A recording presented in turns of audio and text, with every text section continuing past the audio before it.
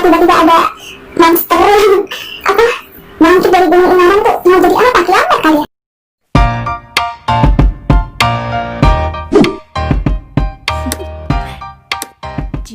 Assalamualaikum teman-teman, kembali lagi ke channel YouTube aku Aai.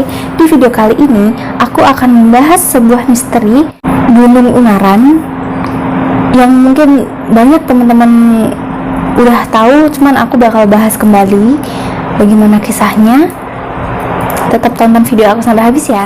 Gunung Ungaran yang terletak di Ungaran, Jawa Tengah ini memiliki ketinggian 2050 mdpl.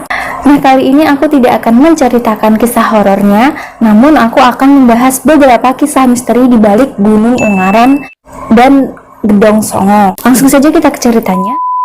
Menurut cerita yang sudah beredar dan dipercaya oleh warga sekitar kawasan Candi Gedong Songo, Rahwana atau Dasamuka, musuhnya Hanoman itu loh, dia itu dikubur di bawah Gunung Ungaran.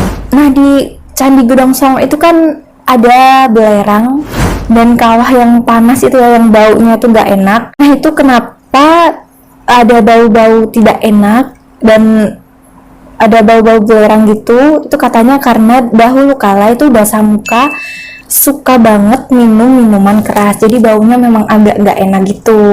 Terus kalau kawah yang panas itu katanya tuh dia dari hembusan nafasnya si Rahwana itu, jadi dia menimbulkan uap-uap yang panas dan ada air yang mendidih gitu loh teman-teman. Itu katanya karena hembusan nafasnya si Dasamuka. Nah kan teman-teman, aku kan juga asli Ambarawa sana, jadi aku tuh udah beberapa kali ke sekitaran Gunung Ungaran, tepatnya di kawasan Candi Gedong Songo.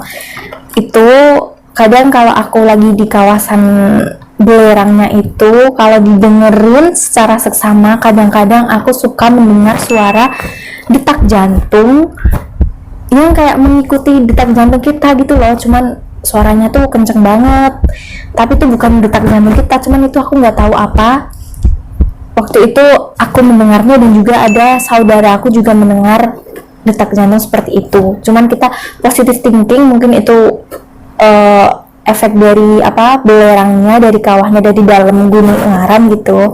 Jadi kita nggak berpikiran bahwa itu adalah detak jantung Rahwana gitu ya, kan nggak mungkin banget, mitos banget kan di zaman sekarang masih kayak gitu. Dan katanya teman-teman, Hanoman ini juga berada di kawasan Gunung Ungaran di sebelah timur, dan si Hanoman ini dia menghadap ke barat untuk mengawasi si Rahwana kalau misalkan sewaktu-waktu dia bangkit kembali. Karena katanya jika Hanoman ini meninggalkan petilasan Gunung Ungaran, maksudnya meninggalkan sekitaran Gunung Ungaran, Dasamuka ini akan bangkit kembali. Kebayangkan di masa modern ini kalau tiba-tiba ada monster yang bangkit dari Gunung Ungaran, itu mau jadi apa? Kiamat kali ya. Pasti juga kalau terjadi untuk sekarang di masa-masa modern itu kan pasti seram banget ya. Kebayangkan teman-teman. Ya percaya nggak percaya sih, itu kepercayaan warga sekitar aja. Dan dulu nih, menurut pengalamanku ketika aku masih kecil, ya nggak kecil sih, aku udah SD, kan aku kan ada itu piknik ke Gedong Songo bersama saudara-saudaraku. Itu aku dan saudara kan muter dulu dari bawah sampai ke atas, sampai balik gitu ya. Terus tuh ada yang jualan kayak macam-macam, kayak cincin, gelang, terus hiasan dinding gitu kan. Nah itu aku sama saudaraku mampir ke warungnya ibu-ibu yang jualan bingkai foto.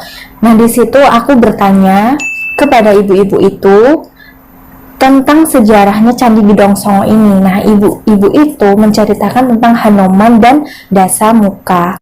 Dan seperti yang aku ceritakan di awal tadi, memang ada Hanoman di Gunung Ungaran itu dan Dasamuka yang dikubur di bawah Gunung Ungaran. Kalau Hanoman ini kan di sebelah timur, dia mengawasi Rahwana atau Dasamuka ini yang ada di sebelah barat. Jadi Hanoman ini tetap stay di Gunung Ungaran supaya si Rahwana atau Dasamuka ini tidak bangkit dari Gunung Ungaran. Ibu itu bercerita secara detail teman-teman. Katanya setiap 4 tahun sekali di Candi Gedong Songo ini pasti bakal ada pertunjukan wayang di halaman Candi Gedong Songo, yang dimana katanya Hanoman ini akan turun teman-teman, dan dia akan menonton pertunjukan wayang tersebut.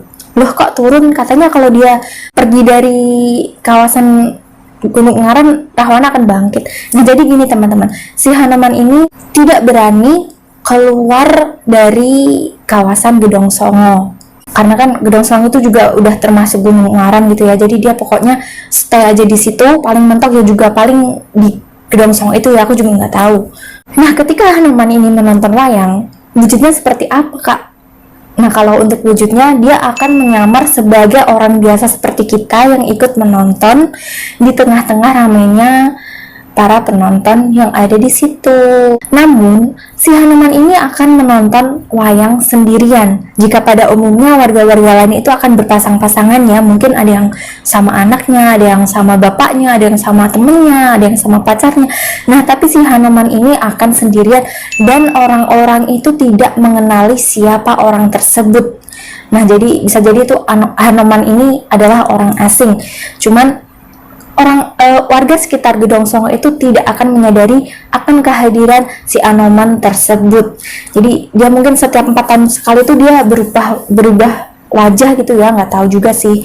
Cuman memang si Hanoman ini nontonnya sendirian dan tidak berpasangan, juga tidak ada warga yang mengenali.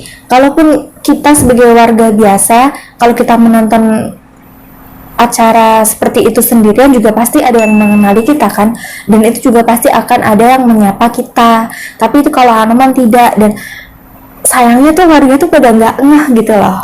Nah, selain itu di Candi Gedong Songo ini kalau dihitung candinya itu nggak akan ada 9 Gedong Songo, berarti kan gedong 9 atau 9 gedung gitu.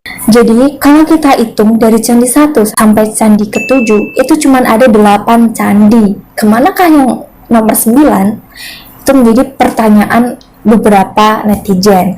Nah, jadi aku akan menjelaskan, menurut warga setempat, candi yang ke-9 ini tidak bisa dilihat oleh kita manusia biasa. Dan katanya candi yang ke-9 ini dia itu terbuat dari emas, guys. Coba bayangkan, dari emas. Dan kalau kita orang biasa itu tidak bakal bisa melihat. Yang bisa melihat itu kayak orang-orang yang berkemampuan khusus.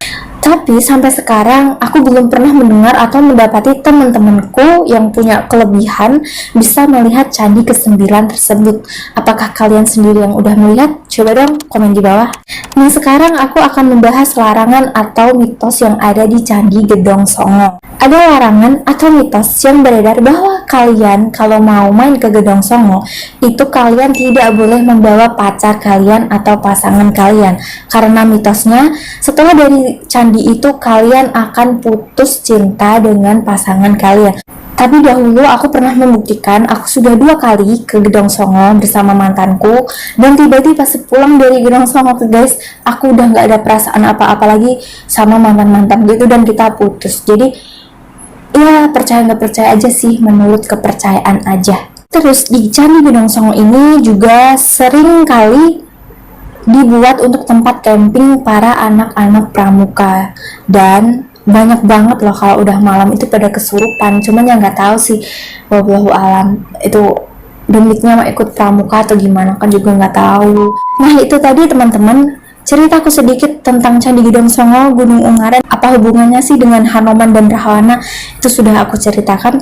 Maaf kalau ada kekurangan. Komen aja di bawah aku kurangnya apa, kurang gimana. Pokoknya kalian harus komen biar aku tahu letak kesalahan aku. Dan kalian jangan lupa like video ini, share ke sosmed yang kalian punya, dan subscribe channel aku untuk mendukung aku upload video terus selanjutnya.